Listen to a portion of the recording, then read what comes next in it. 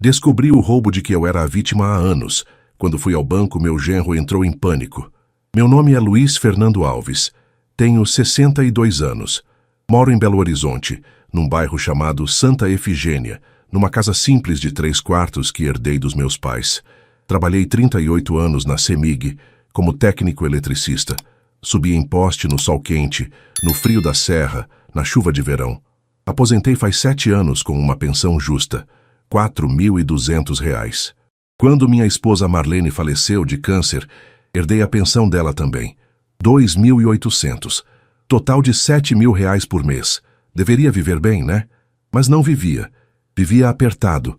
E durante 5 anos eu não entendi por quê. Era uma terça-feira de março quando tudo mudou. O céu estava carregado aquelas nuvens pesadas que anunciam chuva forte em Belo Horizonte.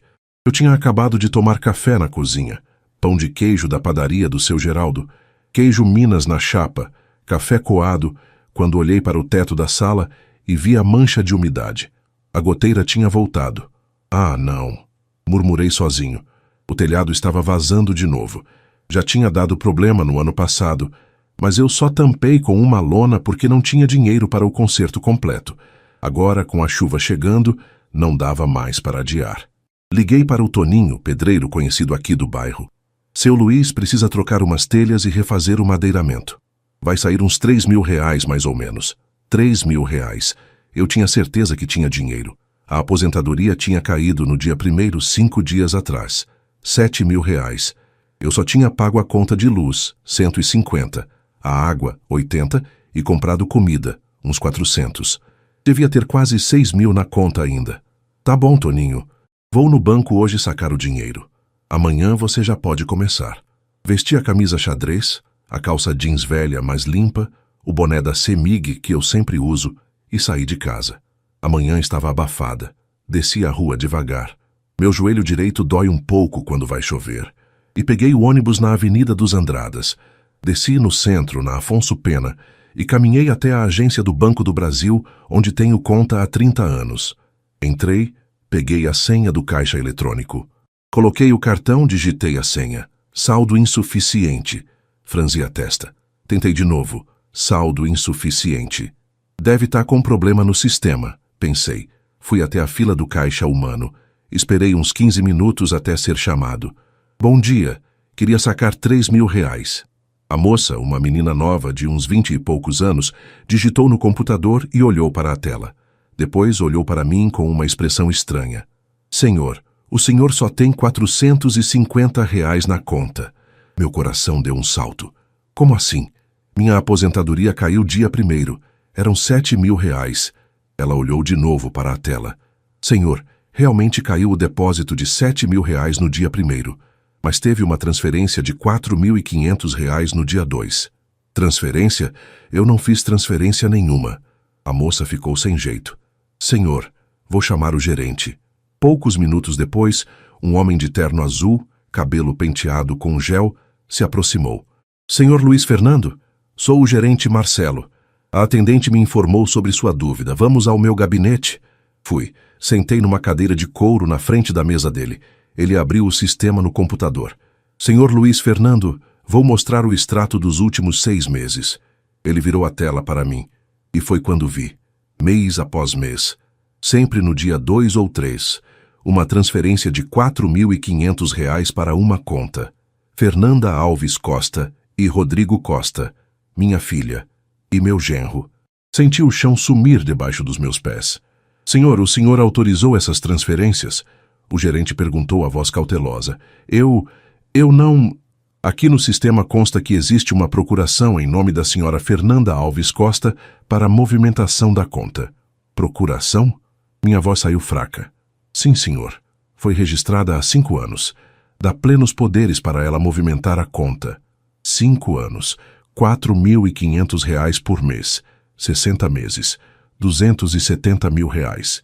Minha respiração ficou curta. Senhor, o senhor está bem? Quer um copo d'água? Não consegui responder. Se você está acompanhando essa história, deixe nos comentários de onde você está assistindo. Se inscreva no canal porque essa descoberta é só o começo. O que Luiz Fernando ainda não sabe vai chocar muito mais. Foi nesse momento que ouvi a voz atrás de mim. Sogro! Me virei. Era Rodrigo. Meu genro. Ele estava ofegante, suado, o rosto vermelho. A camisa social meio desalinhada, como se tivesse corrido. Rodrigo, o que você está fazendo aqui? Ele olhou para o gerente, depois para mim, tentando sorrir, mas o sorriso não chegou aos olhos. Eu estava passando por aqui, vi o carro do senhor estacionado, pensei em dar um oi. A voz dele tremeu. Mentira, eu não tinha carro. Vim de ônibus. Rodrigo, o gerente interveio, profissional. O senhor Luiz Fernando está verificando as movimentações da conta dele. O senhor tem conhecimento das transferências realizadas para a conta conjunta sua com a senhora Fernanda? Rodrigo ficou pálido. Bom, é que... Sogro, deixa eu explicar. Explica o quê, Rodrigo? Minha voz saiu mais alta do que eu pretendia. Explica por que tem R$ 4.500 da minha aposentadoria indo para sua conta todo mês há 5 anos. Sogro, calma, não é assim. A gente estava guardando esse dinheiro para o senhor. Guardando? Olhei para ele, incrédulo. Guardando onde? Eu vivo apertado, Rodrigo. Vivo contando moeda para comprar pão. Tive que deixar de fazer cirurgia no joelho porque não tinha dinheiro. E vocês estavam guardando para mim? Ele abriu a boca, mas não saiu som. O gerente se levantou. Senhores, eu vou imprimir o extrato completo dos últimos 5 anos para o senhor Luiz Fernando. E vou precisar que o senhor Rodrigo assine um termo reconhecendo ciência das movimentações. Não. Rodrigo levantou a mão. Eu não vou assinar nada. Isso é um mal-entendido. Mal-entendido? Levantei também, as pernas tremendo. R$ 270 mil, Rodrigo. R$ 270 mil que eram meus, que vocês tiraram da minha conta sem eu saber. A procuração está legalizada, sogro. Fernanda tinha direito. Direito de roubar o próprio pai? A palavra caiu como um raio. Roubar. Rodrigo ficou vermelho. Eu não vou ficar aqui ouvindo isso. Ele virou para sair, mas parou na porta. Você vai se arrepender, velho. Vai se arrepender de chamar a gente de ladrão. E saiu batendo a porta. Fiquei ali parado, tremendo. O gerente voltou a sentar. Senhor Luiz Fernando, eu recomendo fortemente que o senhor procure um advogado e registre um boletim de ocorrência. Isso aqui tem cara de estelionato. Estelionato. Minha filha, meu genro, ladrões. Saí do banco com o extrato impresso nas mãos. 20 páginas de transferências. Mês após mês. Ano após ano. A chuva começou a cair. Forte e grossa, molhando tudo. Mas eu nem senti, porque a dor que eu sentia por dentro era muito maior que qualquer chuva. Voltei para casa encharcado. A chuva tinha caído forte, daquelas que alagam a rua em Belo Horizonte em questão de minutos. Mas eu nem liguei. Caminhei devagar desde o ponto de ônibus, sentindo a água fria escorrer pelo rosto, misturada com algo que eu não queria admitir que eram lágrimas. Quando cheguei em casa, seu Otávio, meu vizinho, estava na varanda dele tomando café. Luiz, uai, você tá molhado desse jeito? Entra aqui, trem. Entrei na casa dele. Dona Marluce, esposa do Otávio, veio correndo com uma toalha. Luiz Fernando, o que aconteceu? Você tá pálido, menino. Sentei na cadeira da cozinha deles, a toalha na mão, mas sem forças para me secar. Otávio, eu descobri uma coisa hoje. Descobriu o quê? E então contei tudo. A ida ao banco, o extrato, as transferências, os R$ 270 mil. Rodrigo aparecendo em pânico. Quando terminei, seu Otávio estava com o rosto vermelho de raiva. Aquele cachorro, aquele filho da... Luiz, isso é roubo, roubo descarado. Dona Marluce colocou a mão na boca. Meu Deus do céu! E a Fernanda? Ela está envolvida? O dinheiro vai para a conta conjunta deles, Marluce, ela tem que saber. Mas como uma filha faz isso com o próprio pai? Ela balançou a cabeça, incrédula. A Marlene deve estar revirando no caixão, coitada. O nome da minha esposa me atingiu em cheio. Marlene. Minha Marlene. Se ela estivesse viva, nada disso teria acontecido. Luiz, você vai fazer o quê? Otávio perguntou. Não sei. Como não sabe? Você vai na polícia, agora. Otávio, ela é minha filha. E daí? Ela te roubou, Luiz. Roubou R$ 270 mil. Você sabe o que dá para fazer com isso? Você sabe quantos anos você trabalhou para juntar isso? Eu sabia. Eu sabia muito bem. Eu preciso conversar com ela primeiro. Conversar. Otávio bateu a mão na mesa. Luiz, você é bonzinho demais. Esses dois vão te enrolar de novo. Eu preciso ouvir da boca dela, preciso entender. Marluce segurou minha mão. Luiz, eu entendo, mas tome cuidado. Gente que rouba não tem escrúpulo. Saí da casa deles e fui para a minha. Tomei banho quente, coloquei roupa seca, mas o frio que eu sentia não era do corpo, era da alma. Peguei o celular e liguei para Fernanda. Chamou. Caixa postal. Liguei de novo. Caixa postal. Na terceira vez ela atendeu. Pai, a voz dela estava fria. Fernanda, a gente precisa conversar. O Rodrigo já me contou o que aconteceu no banco. Então você sabe que eu descobri. Silêncio. Fernanda, 270 mil reais. 5 anos. Como você pôde? Pai, não é assim que você está pensando. Então como é, Fernanda? Me explica. Pai, você está gritando comigo. Eu estou gritando porque você me roubou. Eu não roubei nada. Aquela procuração você assinou, você me deu permissão. Permissão para roubar? Para tirar 4.500 reais todo mês sem eu saber? Pai, a gente estava guardando esse dinheiro. Não mente para mim, Fernanda, não mente. Eu vi o extrato todo mês, 5 anos. Se vocês estavam guardando, cadê o dinheiro? Ela ficou em silêncio. Cadê, Fernanda? Pai, a gente usou. Usou onde? No apartamento, no carro, nas coisas da gente. Senti o peito apertar. Nas coisas de vocês. Enquanto eu vivia com goteira no teto, contando moeda para comprar pão, vocês estavam usando meu dinheiro para comprar apartamento? Pai, você não entende. Não entendo? Fernanda, você é minha filha, minha única filha. Eu te criei sozinho depois que sua mãe morreu. Te dei tudo que eu pude. E você me rouba? Não foi roubo. A voz dela ficou mais alta. O Rodrigo disse que era investimento, que a gente ia devolver com juros, que era melhor o dinheiro render do que ficar parado na sua conta. Render? Fernanda, eu não tenho nem dinheiro para consertar o telhado da minha casa. Pai, se você precisasse, era só pedir. Pedir o que é meu. A linha ficou em silêncio. Respirei fundo. Fernanda, eu vou te fazer uma pergunta, e eu quero a verdade. Você sabia? Desde o começo? Ela demorou para responder. Quando respondeu, a voz estava baixa. Sabia. A palavra me destruiu. Você sabia e deixou. Pai, o Rodrigo disse que era para o nosso bem. Para o bem de vocês, Fernanda, não para o meu. Senti a voz quebrar. Eu sou seu pai. Eu te carreguei no colo quando sua mãe morreu. Eu sequei suas lágrimas. Eu paguei sua faculdade. Eu dei tudo que eu tinha e você me traiu. Pai, não é assim. É exatamente assim. E sabe o que dói mais? Não é o dinheiro. É saber que minha filha é capaz disso. Pai, para, você está sendo dramático. Dramático? Você me roubou 270 mil reais e eu estou sendo dramático?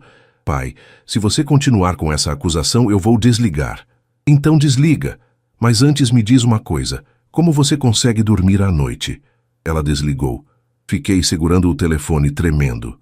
Minha filha, meu sangue, me traiu. Sentei no sofá da sala e olhei para as paredes. As mesmas paredes onde Fernanda cresceu, onde ela deu os primeiros passos, onde Marlene a embalava para dormir, e agora aquela menina tinha me roubado. Não dormi naquela noite. Fiquei olhando para o teto, ouvindo a chuva bater no telhado que eu não tinha dinheiro para consertar, e me perguntando, onde foi que eu errei? Na manhã seguinte, às 7 horas, meu celular tocou. Era um número desconhecido. Atendi. Alô? Senhor Luiz Fernando? Era uma voz masculina, formal. Sim. Quem fala? Aqui é o advogado Dr. Henrique Moura. Fui contratado pelo senhor Rodrigo Costa e pela senhora Fernanda Alves Costa. Estou ligando para informá-lo que meus clientes irão entrar com uma ação de interdição contra o senhor. Meu sangue gelou. Interdição? Sim, senhor. Alegando que o senhor não tem mais capacidade mental para administrar seus próprios bens devido à idade avançada e possível demência senil. O quê? É um procedimento padrão, senhor. Não precisa se alarmar. Vou enviar a notificação pelos correios. Tenha um bom dia. E desligou. Fiquei parado, segurando o telefone. Eles não só me roubaram, agora queriam me declarar louco. E foi nesse momento que entendi. Não era mais sobre dinheiro. Era sobre guerra. Depois daquela ligação do advogado, fiquei 2 horas sentado na sala paralisado. interdição, demência senil, incapacidade mental. Rodrigo e Fernanda queriam me declarar louco para continuar controlando meu dinheiro. E pior, para me calar. Bati na porta do seu Otávio às 9 da manhã. Ele abriu ainda de chinelo com a xícara de café na mão. Luiz, você tá com cara de quem não dormiu. Não dormi. Entrei.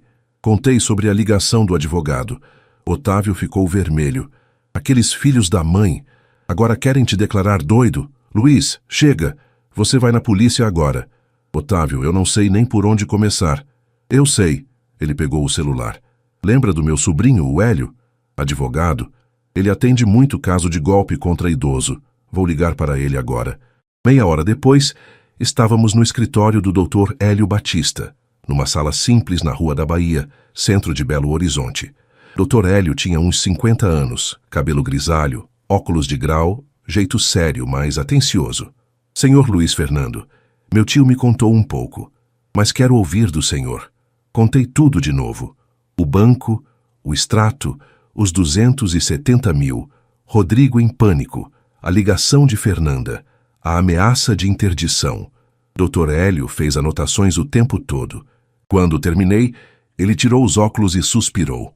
Senhor Luiz Fernando, o que aconteceu com o senhor é crime. Estelionato agravado, falsificação de documento público, se a procuração foi adulterada e apropriação indébita.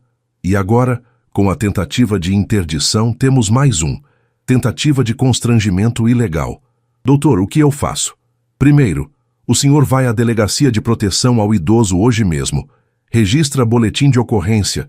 Leva todo o extrato, toda a documentação. E depois?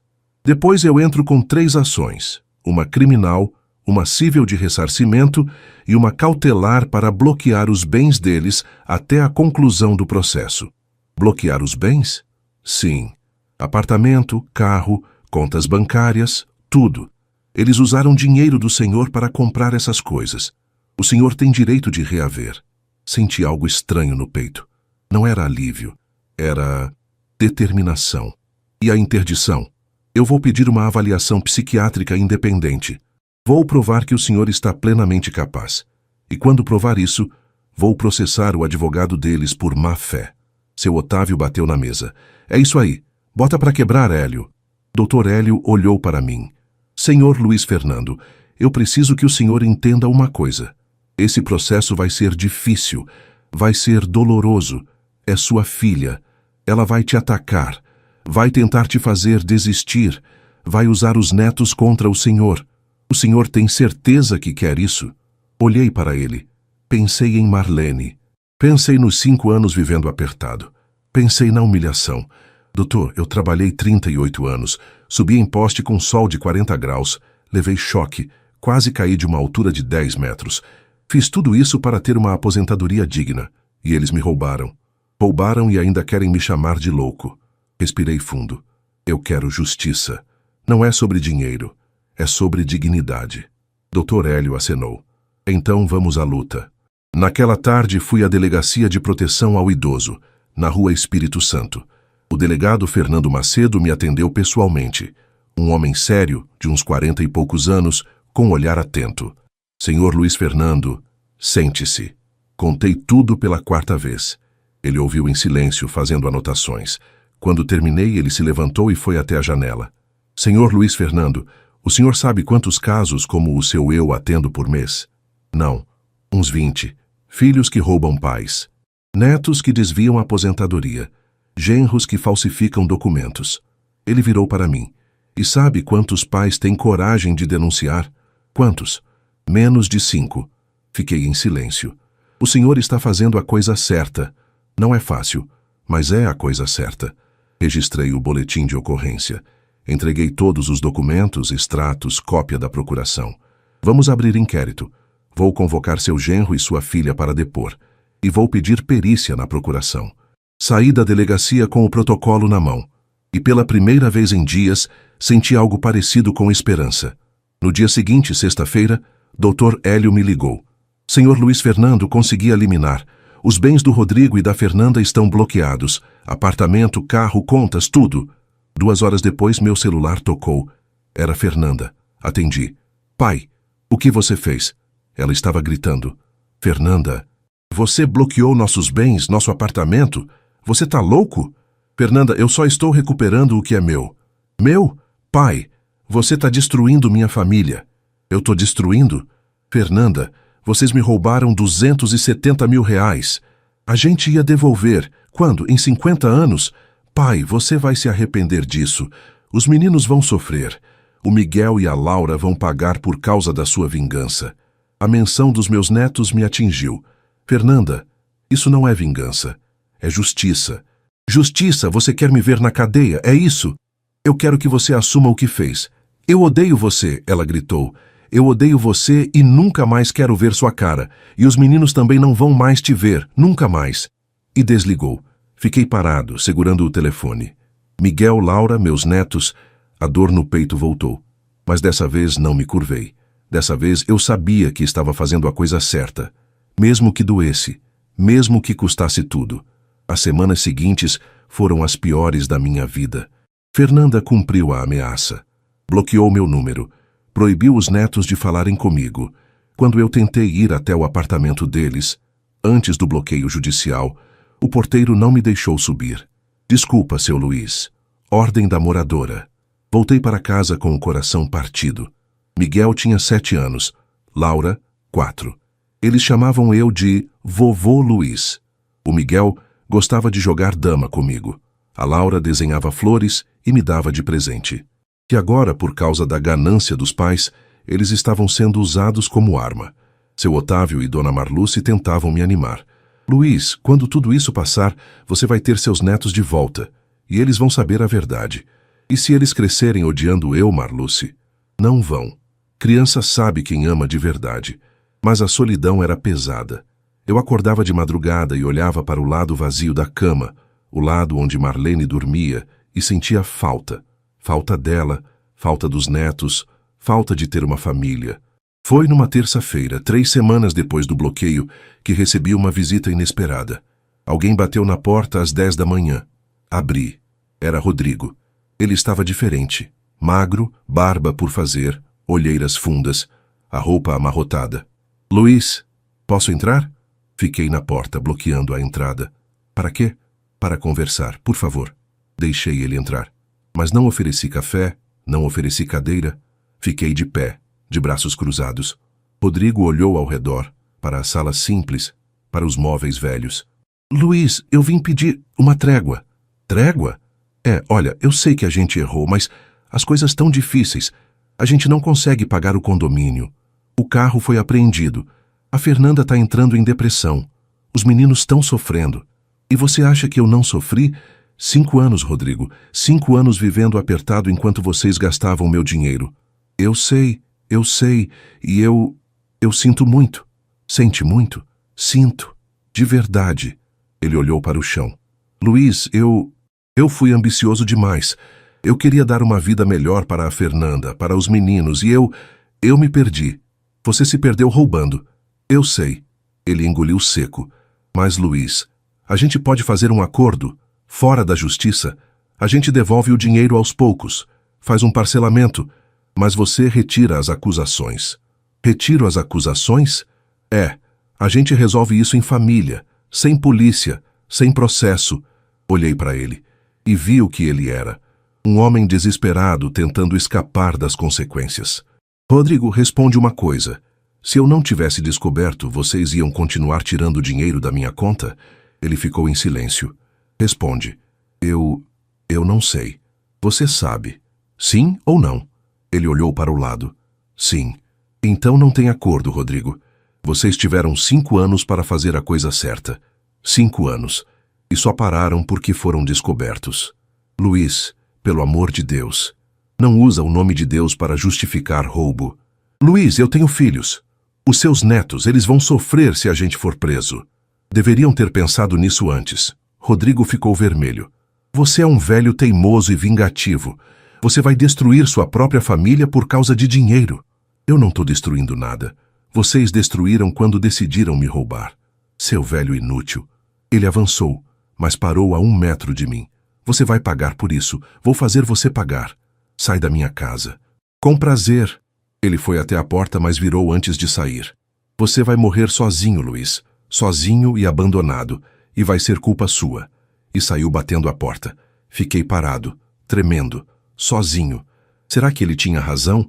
Sentei no sofá e coloquei as mãos no rosto. Dona Marluce apareceu meia hora depois com uma marmita. Luiz, trouxe almoço. Fiz frango com quiabo. Obrigado, Marluce, mas não tô com fome. Você precisa comer. Ela sentou ao meu lado. O Rodrigo veio aqui, né? Eu vi ele saindo. Veio. O que ele queria? Fazer acordo, para eu retirar as acusações. E você?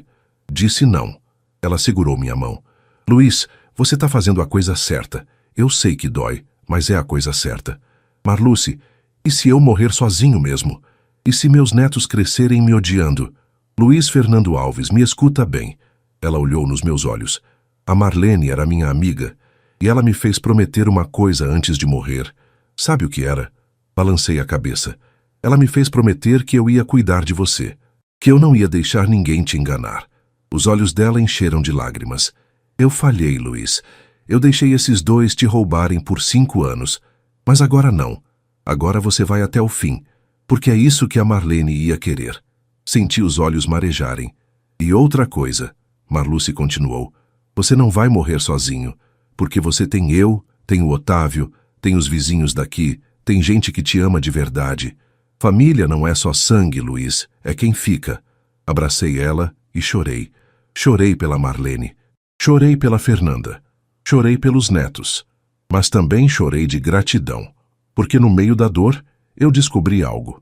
Eu não estava sozinho. 2 meses depois do registro do boletim de ocorrência, o delegado Macedo me chamou para depor formalmente. Cheguei à delegacia numa manhã de maio.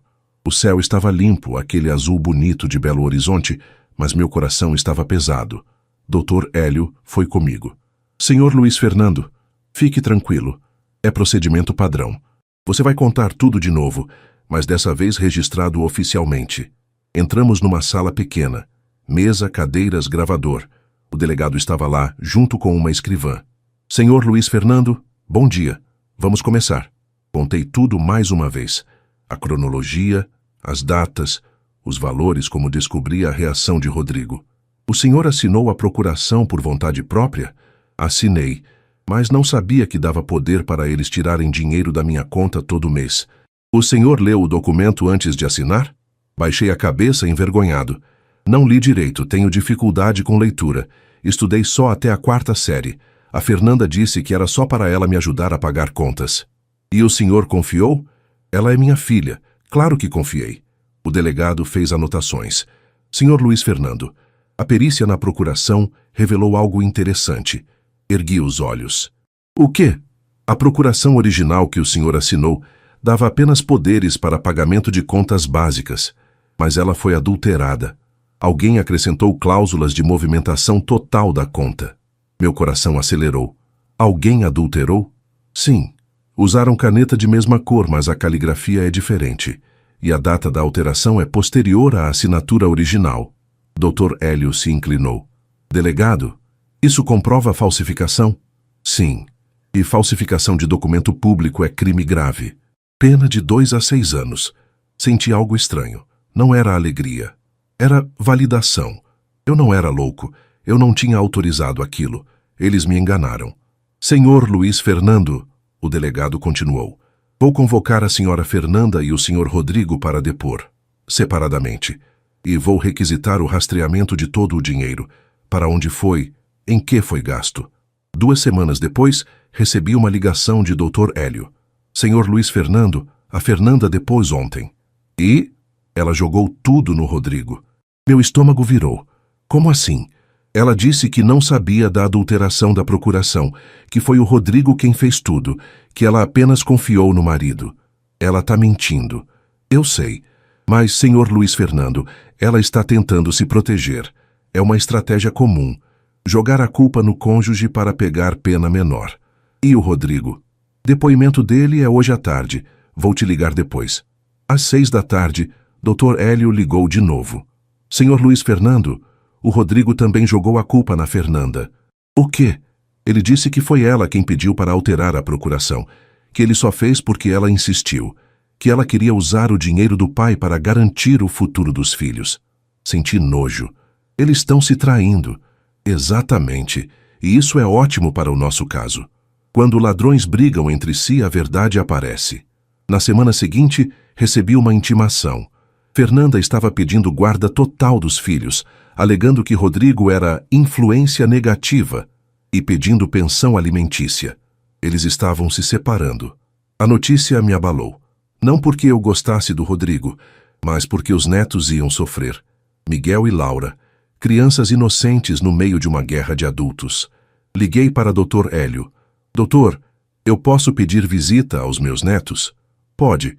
A voz tem direito de convivência garantido por lei. Vou entrar com o pedido. E se a Fernanda impedir? Ela não pode. A justiça vai determinar. Mas enquanto a justiça determinava, eu continuava sem ver Miguel e Laura. 3 meses se passaram. O inquérito avançava devagar. Perícias, depoimentos, documentos. E eu, no meio de tudo isso, tentando viver. Foi num sábado, na feira livre do bairro, que algo aconteceu. Eu estava comprando tomate quando uma mulher se aproximou. Seu Luiz? Virei. Era uma moça de uns 30 anos, desconhecida. Sim, eu sou professora do Miguel, na escola. Meu coração disparou. Como ele tá? Ela olhou ao redor, como se checando se alguém estava ouvindo. Posso falar com o senhor? Em particular? Fomos até um canto mais reservado da feira. Seu Luiz, eu não devia estar fazendo isso, mas o Miguel tem falado muito do senhor. Tem. Ele pergunta por que o vovô não vai mais buscá-lo. Por que o vovô sumiu. Senti os olhos arderem. E o que a mãe dele fala? Ela diz que o senhor está doente, que não pode ver ele. Doente? É, mas o Miguel não acredita. Ele fica triste. Desenha o senhor nas aulas de arte. Uma lágrima escorreu. Professora, a senhora pode dar um recado para ele? Posso tentar. Diz para ele que o vovô está bem, que o vovô ama ele e a Laura e que em breve a gente vai se ver de novo. Ela acenou. Vou dizer. Obrigado. Voltei para casa com o coração apertado. Miguel estava sofrendo. Laura também, provavelmente. E tudo por causa da ganância dos pais. Mas eu não ia desistir. Ia lutar. Até o fim. Pela justiça. E pelos meus netos. Foi em agosto, 6 meses depois da descoberta, que a reviravolta aconteceu. Dr. Hélio me ligou numa quinta-feira, a voz animada. Senhor Luiz Fernando, temos novidades. Boas novidades. Fala, doutor. A perícia financeira terminou. Rastrearam todo o dinheiro. E 270 mil reais. Entrada do apartamento. 120 mil. Carro. 85 mil. Móveis planejados. 30 mil. Viagens. 15 mil. O restante em gastos diversos. Roupas, restaurantes, escola particular dos meninos. Cada número era uma facada. E agora? Agora, o Ministério Público ofereceu denúncia. Rodrigo e Fernanda vão ser processados criminalmente. Estelionato qualificado e falsificação de documento público. Qual a pena? De 4 a 8 anos, dependendo da sentença. 4 a 8 anos, minha filha, na cadeia. Senhor Luiz Fernando, o senhor está bem? Tô, doutor. É difícil. Eu sei. Mas o senhor está fazendo a coisa certa. E tem mais uma coisa. O quê? O juiz deferiu seu pedido de visita aos netos. Visitas quinzenais, supervisionadas num ponto de encontro familiar. Meu coração saltou. Sério? Sério. Sábado que vem, 2 da tarde. Desliguei e chorei. Ia ver Miguel e Laura. No sábado, cheguei ao ponto de encontro familiar. Um lugar mantido pela prefeitura, com brinquedos, mesas, supervisores, com o coração acelerado. Dr. Hélio foi comigo. Senhor Luiz Fernando, lembre-se, não fale mal da mãe deles. Não comente sobre o processo. Apenas aproveite o tempo com eles. Entrei na sala. E lá estavam. Miguel, agora com 8 anos, mais alto, cabelo cortado diferente.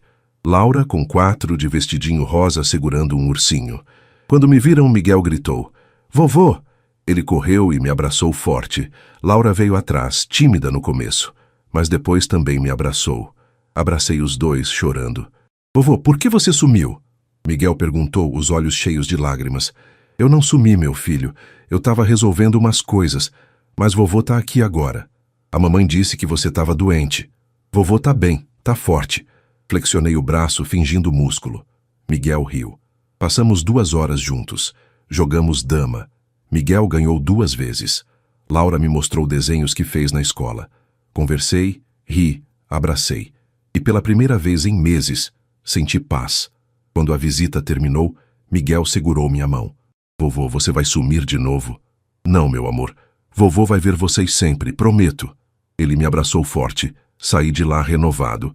Mas a luta continuava. 1 semana depois, Fernanda me ligou. Pela primeira vez em meses. Pai. Fernanda. Silêncio. Pai, eu quero conversar. Pessoalmente. Sobre o quê? Sobre tudo. Por favor. Marquei num café da Savassi. Neutro. Público. Ela chegou pontualmente. Estava magra, com olheiras, cabelo preso de qualquer jeito. Sentou na minha frente. Pai, eu não sei por onde começar. Esperei. Eu errei, eu sei que errei. Errou? Errei muito. O Rodrigo, ele me convenceu. Disse que era investimento, que a gente ia devolver, que o senhor nem ia sentir falta. Fernanda, eu vivi 5 anos apertado. Eu sei. Ela começou a chorar. Pai, eu fui gananciosa. Eu quis ter o que eu nunca tive. Apartamento bonito, carro bom, roupa de marca. E eu me perdi. Você me traiu, Fernanda. Eu sei. Ela soluçou. E eu me odeio por isso. Eu me odeio todos os dias. Fiquei em silêncio. Pai, eu quero fazer um acordo. Eu vou devolver tudo. Vou vender o apartamento, o que sobrar do carro, tudo, e vou parcelar o resto. Mas, por favor, retira a acusação criminal. Fernanda. Pai, eu vou presa, 4 anos. Os meninos vão ficar sem mãe. O Miguel já está sofrendo na escola. As crianças zoam ele dizendo que a mãe dele é ladra. Aquilo me partiu. E você acha que eu não penso nisso? Que eu não sofro pelos meus netos? Então me ajuda, pai, me ajuda a não ir presa. Fernanda, eu não controlo mais isso. É o Ministério Público quem acusa agora. Mesmo se eu retirasse, o processo continua. Mas você pode pedir clemência ao juiz, pode dizer que me perdoa. Olhei para ela. Minha filha, chorando, desesperada. Parte de mim queria abraçá-la. Outra parte lembrava dos 5 anos de roubo.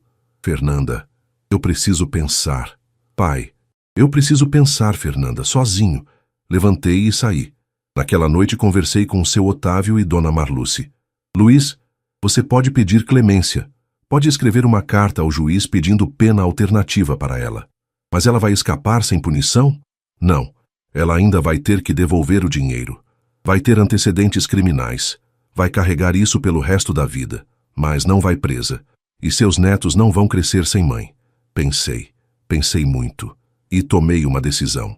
Escrevi a carta ao juiz numa madrugada de insônia.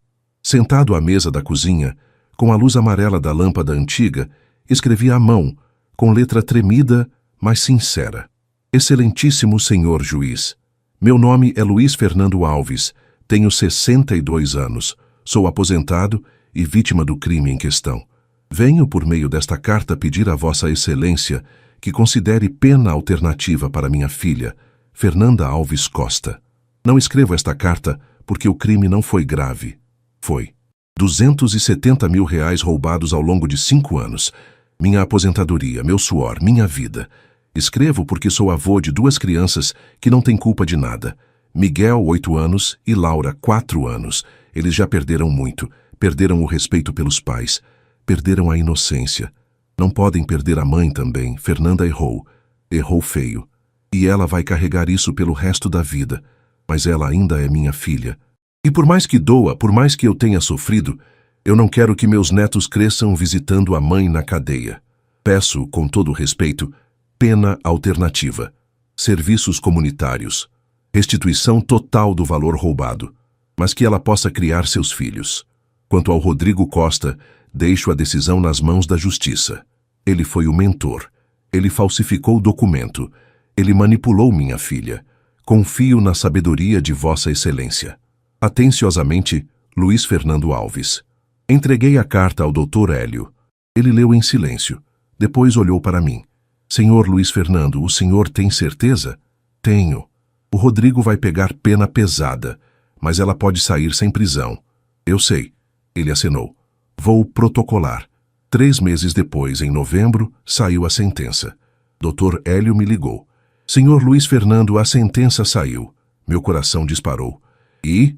Rodrigo Costa, condenado a 5 anos de reclusão em regime fechado por estelionato qualificado e falsificação de documento público, sem direito a recorrer em liberdade. 5 anos. Cadeia. E a Fernanda? Fernanda Alves Costa, condenada a 3 anos de reclusão, mas pena convertida em prestação de serviços comunitários e restituição integral dos valores. Regime aberto. Tornozeleira eletrônica por 1 ano. Soltei o ar que estava segurando. Ela não vai presa? Não, por causa da sua carta. O juiz considerou os netos e a carta de clemência que o senhor escreveu. Sentei no sofá. Justiça, misturada com misericórdia. E o dinheiro? O apartamento vai ser vendido judicialmente. O valor arrecadado vai para o senhor. Estimativa, 150 mil reais. O carro foi a leilão, rendeu 40 mil. Total de 190 mil que o senhor vai receber de volta. 190 mil dos 270. Não era tudo, mas era muito. E os outros 80 mil? Fernanda vai ter que parcelar. 800 reais por mês, durante 8 anos. 800 reais. Ela ia sentir. Todo mês. Por 8 anos. E se ela não pagar? Prisão imediata. Obrigado, doutor. Desliguei. Fui até a casa do seu Otávio. Otávio. Saiu a sentença. Contei tudo. Ele balançou a cabeça. 5 anos para o Rodrigo. E a Fernanda solta. Você fez a coisa certa, Luiz. Fiz? Fez. Você conseguiu justiça sem destruir seus netos. Naquela noite, sozinho em casa, agradeci a Deus. Senhor, obrigado. Obrigado por fazer justiça. E por me dar sabedoria para não deixar o ódio vencer. 2 semanas depois, Fernanda me ligou. Pai, eu soube da sentença. Eu também. Obrigado. Pelo quê? Pela carta. O advogado me mostrou. Se não fosse o senhor, eu estaria presa. Fernanda, eu não fiz por você. Fiz pelo Miguel e pela Laura. Eu sei, mas obrigado mesmo assim. Silêncio. Pai, eu vou pagar tudo. Os 800 reais todo mês. E quando vender o apartamento, o senhor vai receber. Eu prometo. Fernanda, promessa sua não vale nada. Só suas ações. Ela ficou em silêncio. Mas eu quero acreditar que você mudou. Então vamos ver. Pai, e o senhor me perdoa? A pergunta ficou no ar. Pensei. Fernanda, perdoar não é esquecer. Não é fingir que nada aconteceu. Perdoar é escolher não carregar o peso do ódio. Então sim, eu te perdoo. Mas confiança. Confiança leva tempo. Ela começou a chorar. Obrigada, pai. Cuida dos meus netos. É tudo que eu peço. Vou cuidar. Desliguei. E pela primeira vez em meses, senti algo parecido com paz. Com o dinheiro do apartamento vendido, 150 mil reais, comecei a reconstruir minha vida. Primeiro, consertei o telhado. Não só consertei, reformei tudo. Troquei telhas, madeiramento, calhas. Ficou novo. Depois, reformei a cozinha. Troquei o fogão velho, a geladeira que fazia barulho, pintei as paredes. A casa ganhou vida de novo. Seu Otávio me ajudou a escolher as cores. Luiz, bota um amarelo clarinho nessa parede aqui. Vai dar alegria. Dona Marluce fez cortinas novas para a sala. E aos poucos, aquela casa que era só dor virou um lar de novo. Mas a reconstrução não foi só física, foi emocional também. Comecei a frequentar um grupo de apoio para idosos vítimas de golpe financeiro, organizado pela própria delegacia. Lá conheci pessoas que passaram por coisas parecidas. Seu Valdir, que foi roubado pelo filho viciado em drogas. Dona Aparecida, que teve a casa tomada pela neta golpista. Seu Manuel, que perdeu toda a aposentadoria num golpe de pirâmide. E conversando com eles, entendi que eu não estava sozinho. Mais do que isso, minha história podia ajudar outros. Foi num sábado, numa reunião do grupo, que o coordenador me chamou para falar. Seu Luiz, o senhor quer compartilhar sua história com o grupo? Levantei. Olhei para aquelas 15 pessoas sentadas em círculo e contei tudo. A descoberta, a dor, o processo, a sentença. Quando terminei, uma senhora de cabelos brancos levantou a mão. Seu Luiz, o senhor se arrepende de ter denunciado? A pergunta me pegou. Pensei, não me arrependo, Porque justiça não é vingança. Justiça é dignidade. E eu recuperei minha dignidade. Aplausos. Depois da reunião, 3 pessoas vieram falar comigo, todas querendo ajuda para denunciar filhos, netos, sobrinhos que roubavam delas. Virei uma espécie de conselheiro. Doutor. Hélio até brincou. Seu Luiz, o senhor virou ativista. Ativista, eu. Um velho aposentado de 62 anos. Mas era verdade. Comecei a dar palestras em igrejas, associações de bairro, grupos de terceira idade.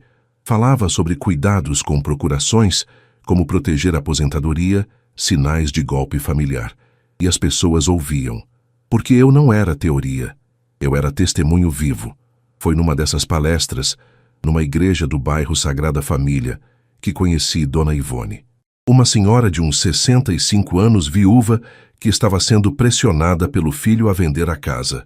Seu Luiz, meu filho diz que eu não consigo mais cuidar da casa sozinha, que eu devia vender e ir morar com ele. E você quer? Não. Eu amo minha casa, mas ele fica insistindo. Dona Ivone, a senhora tem idade, mas tem saúde. A casa é sua, e ninguém pode te obrigar a vender. Mas ele é meu filho, filho que ama, respeita. Filho que pressiona, quer se aproveitar. Ajudei ela a procurar um advogado, a entender seus direitos.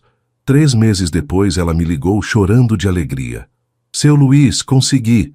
Meu filho desistiu. Eu vou ficar na minha casa. Aquilo me encheu de propósito. Enquanto isso, as visitas com Miguel e Laura continuavam. Quinzenalmente eu ia ao ponto de encontro. Aos poucos, Fernanda começou a ser mais flexível.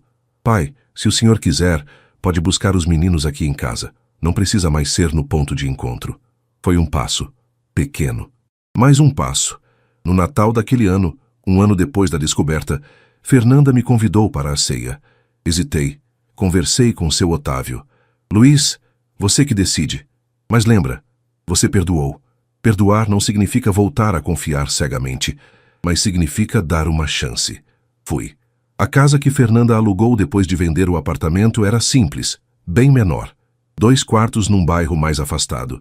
Mas estava limpa, organizada. Miguel e Laura me receberam com abraços. Fernanda estava na cozinha fazendo tender, farofa, arroz. Oi, pai. Oi, Fernanda. Ficamos meio sem jeito no começo, mas Miguel quebrou o gelo. Vovô, vem ver meu quarto. Passamos o Natal juntos. Não foi perfeito. Tinha cicatrizes. Tinha silêncios desconfortáveis. Mas tinha algo novo também. Respeito. Fernanda não tentou me manipular. Não pediu dinheiro. Não fez drama. Apenas cozinhou, serviu, agradeceu. E pela primeira vez em muito tempo, vi minha filha como adulta, responsável. Ou tentando ser. No final da noite, antes de eu ir embora, ela veio até mim. Pai, eu paguei a primeira parcela hoje, R$ 800, depositei na sua conta. Olhei para ela. Obrigado. Vou pagar todo mês, até o último centavo. Eu sei. Pai, um dia o senhor vai confiar em mim de novo? Respirei fundo. Fernanda, confiança não se pede, se conquista. Mas você tá no caminho certo. Ela chorou. E eu abracei minha filha. Não porque esqueci, mas porque escolhi não deixar o passado me destruir. 1 ano e meio depois da descoberta, minha vida estava diferente.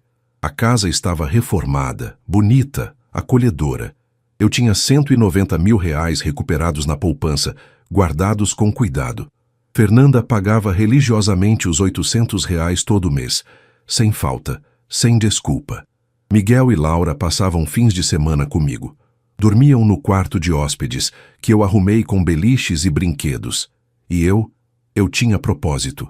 As palestras continuavam. Agora, em parceria com a Delegacia do Idoso e o Ministério Público, eu viajava por Belo Horizonte dando orientação. Seu Otávio brincava. Luiz, você virou celebridade. Não era bem assim, mas era gratificante. Foi num sábado, depois de uma palestra numa associação de aposentados na Pampulha, que uma mulher me procurou. Ela tinha uns 58 anos, cabelo curto, sorriso tímido. Seu Luiz, posso falar com o senhor? Claro. Meu nome é Helena. Eu passei por algo parecido. Meu ex-marido desviou minha pensão por 3 anos. Sinto muito, mas eu consegui recuperar. Graças a uma palestra sua que assisti há 6 meses. O senhor me deu coragem. Aquilo me tocou. Fico feliz, dona Helena. Seu Luiz, posso te fazer uma pergunta meio pessoal? Pode. O senhor se sente sozinho? A pergunta me pegou de surpresa. Pensei. Às vezes, tem noites que a casa é muito silenciosa e eu sinto falta da minha esposa. Mas eu tenho amigos, tenho os netos, tenho propósito. Então não me sinto completamente sozinho. Ela sorriu. Que bom, porque eu queria te convidar para tomar um café, sem compromisso, só conversar. Olhei para ela. Helena tinha olhos gentis e um sorriso honesto. Eu aceito. Tomamos café numa padaria da Pampulha. Conversamos sobre tudo, sobre as histórias dela, sobre as minhas, sobre Belo Horizonte, sobre a vida. E foi leve. Não era romance, não era paixão, era companhia. E depois de tanto tempo sozinho, companhia era tudo. Nos meses seguintes, Helena e eu nos encontramos mais vezes. Às vezes para um café, às vezes para uma caminhada no parque municipal. Ela conheceu Miguel e Laura. Eles gostaram dela. Vovô, a tia Helena é legal, Miguel disse. Fernanda, quando soube, ficou meio desconfiada. Pai, o senhor tem certeza? O senhor mal conhece ela. Fernanda, eu tô com 63 anos. Eu sei me cuidar. Tá, mas... Fernanda, olhei firme. Você não tem moral para me dar conselhos sobre confiança. Ela ficou calada, mas depois, surpreendentemente, pediu desculpas. Desculpa, pai. O senhor tem razão. Eu não tenho moral mesmo. Era um sinal de mudança, pequeno, mas real.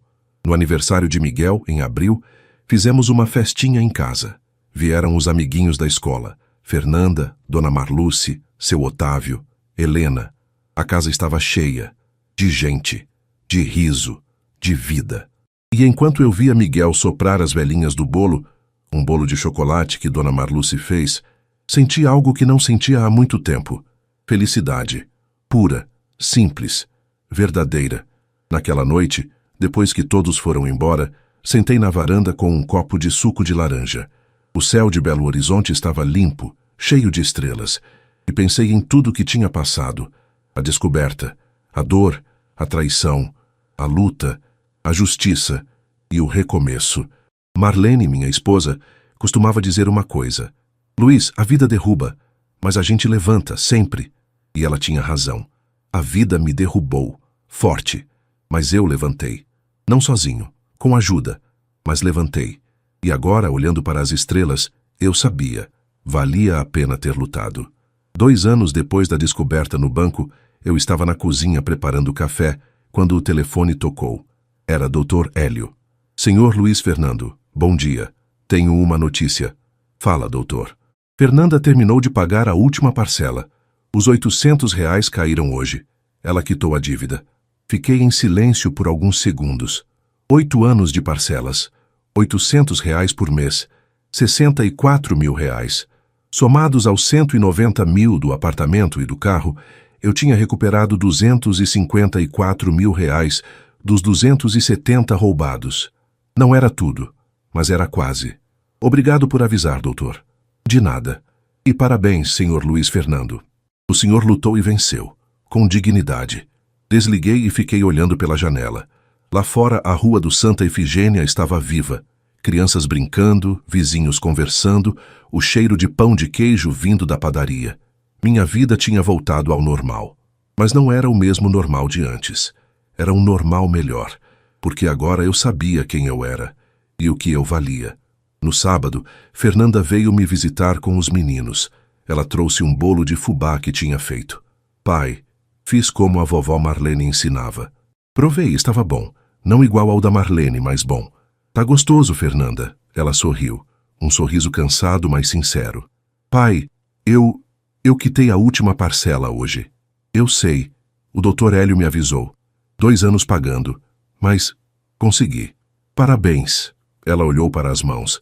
Pai, eu sei que isso não apaga o que eu fiz. Nada apaga. Mas eu quero que o senhor saiba que eu mudei. De verdade. Olhei para ela. Fernanda estava diferente. Mais magra, com algumas rugas que não estavam lá antes. A roupa simples, o cabelo sem tintura cara. Mas os olhos estavam diferentes. Tinham humildade. Fernanda, eu acredito que você mudou, mas não foi porque eu obriguei. Foi porque você sofreu as consequências. E às vezes, a gente só aprende na dor. Ela acenou. É verdade. Miguel e Laura correram para o quintal brincar. Fernanda e eu ficamos na cozinha, tomando café. Pai, posso te fazer uma pergunta? Pode. O senhor me perdoou mesmo? Respirei fundo. Fernanda, perdão não é esquecer. Não é fingir que nada aconteceu. Perdão é escolher não deixar o ódio me destruir. Então sim, eu te perdoei. Mas confiança precisa de tempo e de prova. E eu provei? Você está provando. Todo mês que você pagou, você provou um pouco. Toda vez que você respeitou minhas decisões, você provou um pouco. Mas ainda vai levar tempo. Ela engoliu seco. Eu entendo. Mas Fernanda, segurei a mão dela. Eu te amo. Você é minha filha. E nada muda isso. Mesmo depois de tudo. Ela chorou. E eu também. Naquela tarde, depois que eles foram embora, sentei na varanda com seu Otávio. Ele trouxe 2 cervejas. Luiz, brinda comigo. Brindar o quê? A vitória. Uai! Você lutou, sofreu, mas ganhou. Ganhou dignidade, ganhou respeito, ganhou a vida de volta. Brindamos. Otávio, obrigado. Por tudo. Se não fosse você e a Marluce, eu não teria conseguido. Uai, Luiz, a gente é amigo. Amigo de verdade. Família que a gente escolhe. Família que a gente escolhe. A frase ecoou e era verdade. Seu Otávio, Dona Marluce, Helena, o pessoal do grupo de apoio, os vizinhos que me ajudaram. Eles eram minha família, tanto quanto Fernanda, Miguel e Laura. No domingo fui à missa na igreja de São José, no centro. Não sou de ir toda semana, mas naquele dia senti que precisava agradecer. Durante a homilia, o padre falou sobre justiça e perdão. Justiça sem misericórdia é vingança. Misericórdia sem justiça é omissão. Mas quando as duas andam juntas, temos restauração. Aquilo me tocou fundo, porque era exatamente isso que eu tinha vivido. Justiça, o processo, a sentença, a restituição. Misericórdia, a carta ao juiz, o perdão, a reconstrução do vínculo com Fernanda. E restauração, minha vida, minha dignidade, minha paz. Saí da igreja com o coração leve. À noite, sozinho em casa, Helena tinha viajado para visitar a filha. Sentei na sala e olhei ao redor. A casa estava arrumada, limpa, cheirosa. Nas paredes, fotos. Marlene, Fernanda criança, Miguel e Laura, seu Otávio e Dona Marluce, Helena, minha vida, em imagens. E pensei, valeu a pena. Valeu a pena ter lutado. Valeu a pena não ter abaixado a cabeça. Valeu a pena ter escolhido dignidade em vez de silêncio. Porque no final, eu não era mais a vítima. Eu era o sobrevivente. E mais do que isso, eu era livre. Livre do peso do roubo. Livre do peso do ódio. Livre para viver. Peguei um caderno velho que Marlene usava para anotar receitas e escrevi uma frase na última página. Justiça pode demorar, mas quando chega, chega inteira. E dignidade não se negocia, nem com sangue. Fechei o caderno, desliguei as luzes e fui dormir, em paz.